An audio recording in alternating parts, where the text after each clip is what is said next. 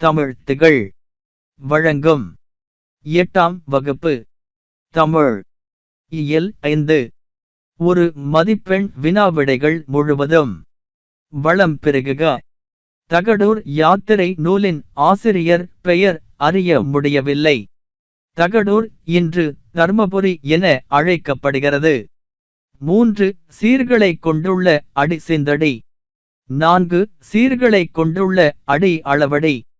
வாரி என்ற சொல்லின் பொருள் வருவாய். எஞ்சாமை என்ற சொல்லின் பொருள் குறைவின்றி. முட்டாது என்ற சொல்லின் பொருள் தட்டுப்பாடின்றி. ஒட்டாது என்ற சொல்லின் பொருள் வாட்டமின்றி. வைகுக என்ற சொல்லின் பொருள் தங்குக. ஓதை என்ற சொல்லின் பொருள் ஒசை. வெறி என்ற சொல்லின் பொருள் அஞ்சி. யாணர் என்ற சொல்லின் பொருள் போது வருவாய். கோணக்காத்து பாட்டு.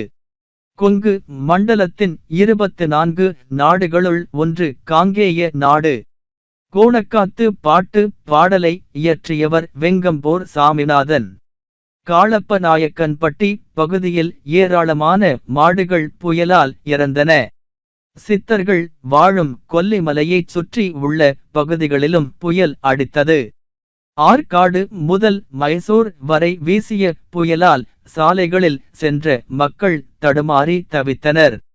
கடலில் விரைந்து வந்த கப்பல் யமனைப் போல வந்த பெரு மழையினாலும் சுழல் காற்றினாலும் கவிழ்ந்தது.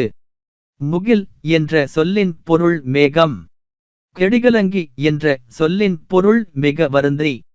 சம்பிரமுடன் என்ற சொல்லின் பொருள் முறையாக. சேகரம் என்ற சொல்லின் பொருள் கூட்டம். விண்ணம் என்ற சொல்லின் பொருள் சேதம். வாகு என்ற சொல்லின் பொருள் சரியாக. காலன் என்ற சொல்லின் பொருள் யமன். மெத்த என்ற சொல்லின் பொருள் மிகவும். காங்கேய நாடு என்ற சொல்லின் பொருள் கொங்கு மண்டலத்தின் 24 நாடுகளுள் ஒன்று. கொங்கு நாட்டு வணிகம். வன்புகள் மூவர் தன்பொழில் வரைப்பு என்று குறிப்பிடும் நூல் தொல்காப்பியம்.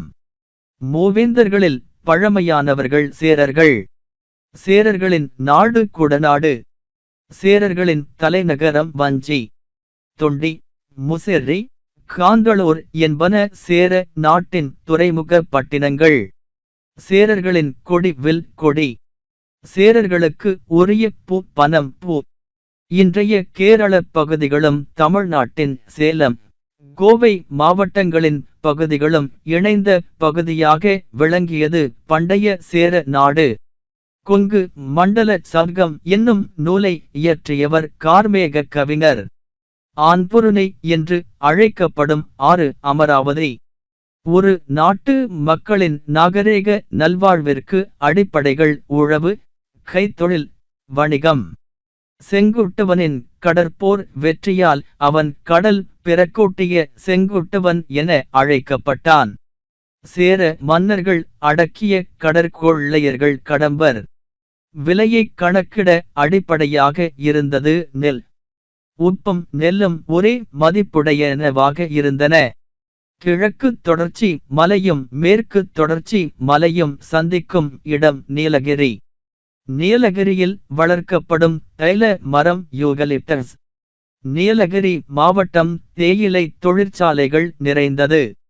கோவன் புத்தூர் என்னும் பெயரே கோயம்புத்தூர் என்று மருவி வழங்கப்பட்டு வருகிறது. நெல், வாழை, கரும்பு, காய்கறிகள், பூக்கள் போன்றவை கோயம்புத்தூர் மாவட்டத்தில் பெருமளவில் பயிரிடப்படுகின்றன. வீட்டு உபயோக பொருட்கள் தயாரிக்கும் தொழிற்சாலைகள் கோயம்புத்தூர் மாவட்டத்தில் நிறைந்துள்ளன. தமிழ்நாட்டின் தாளந்து என்று சிறப்பிக்கப்படுவது திண்டுக்கல். மலர் உற்பத்தியில் முதலிடம் வகிப்பது திண்டுக்கல். அரிசி, தோல், பூட்டு தொழிற்சாலைகள் நிறைந்த மாவட்டம் திண்டுக்கல். சின்னாளபட்டி சூங்குடி சேலைகள் புகழ்பெற்றவை. பரப்பளவில் ஈரோடு தமிழ்நாட்டின் 2வது பெரிய நகரமாக விளங்குகிறது. மஞ்சள் சந்தை தமிழ்நாட்டிலேயே ஈரோட்டில் தான் நடைபெறுகிறது. மிகச்சிறந்த பின்னலாடை நகரமாக விளங்குவது திருப்பூர். நேதாஜி ஆயத்த ஆடை பூங்கா திருப்பூர் மாவட்டத்தில் அமைந்துள்ளது. தேசிய அளவில் புகழ் பெற்ற காளைகள் காங்கேயம் காளைகள். முட்டைக்கோழி வளர்ப்பிலும் முட்டை உற்பத்தியிலும் தென்னிந்தியாவிலேயே முதன்மையான இடம் வகிக்கும் மாவட்டம் நாமக்கல். சிற்றுந்து சரக்குந்து ஆகியவை அதிக அளவில் இயங்கும் மாவட்டம் நாமக்கல். மாங்கனி நகரம் என்னும் சிறப்பு பெயர் கொண்டது சேலம். இந்தியாவிலேயே ஜவ்வரிசி அதிக அளவு உற்பத்தி செய்யப்படுவது சேலம் மாவட்டம். கைத்தறி நெசவு அதிகமாக உள்ள மாவட்டம் சேலம் மாவட்டம்.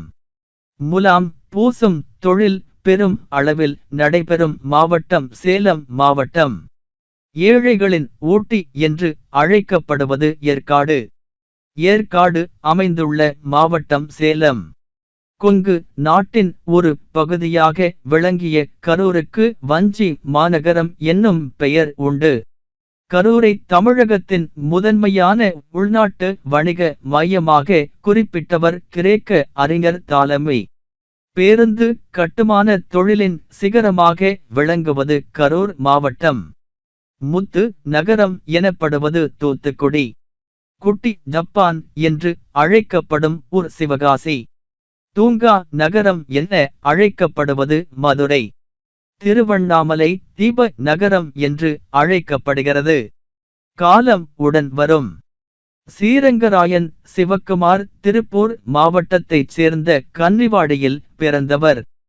ஸ்ரீரங்கராயன் எழுதிய நூல்கள் கன்னிவாடி, குணச்சித்திரங்கள், உப்புக்கடலை குடிக்கும் பூனை. காலம் உடன் வரும் கதையை எழுதியவர் கன்னிவாடி ஸ்ரீரங்கராயன் சிவக்குமார். வினையால் அமையும் தொடர்கள். எழுவாய் ஒரு வினையைச் செய்தால் அது தன்வினை. எழுவாய் ஒரு வினையைச் செய்ய வைத்தால் அது பிறவினை. திருந்து என்பதன் பிறவினை திருத்து. ஓடு என்பதன் பிறவினை ஓட்டு. நட என்பதன் பிறவினை நடத்து. உருள் என்பதன் பிறவினை உருட்டு. செய்பவரை முதன்மைப்படுத்தும் வினை செய்வினை. செய்வினை தொடர் அமையும் வரிசை எழுவாய். செய்யப்படுபொருள் பயனிலை. செய்யப்படுபொருளை முதன்மைப்படுத்தும் வினை செயப்பாட்டு வினை.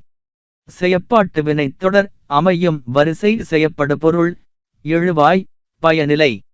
கட்டுரைகள், கடிதங்கள், இணைய தேர்வுகள், வினாத்தாள்கள், இலக்கண இலக்கியங்கள், போட்டித் தேர்வுக்கான கற்றல் வளங்கள், கையேடுகள் போன்ற எண்ணற்ற பதிவுகளுக்கு தமிழ்த்துகள் வலைதளம். வாழ்த்துகள் மாணவ செல்வங்களே.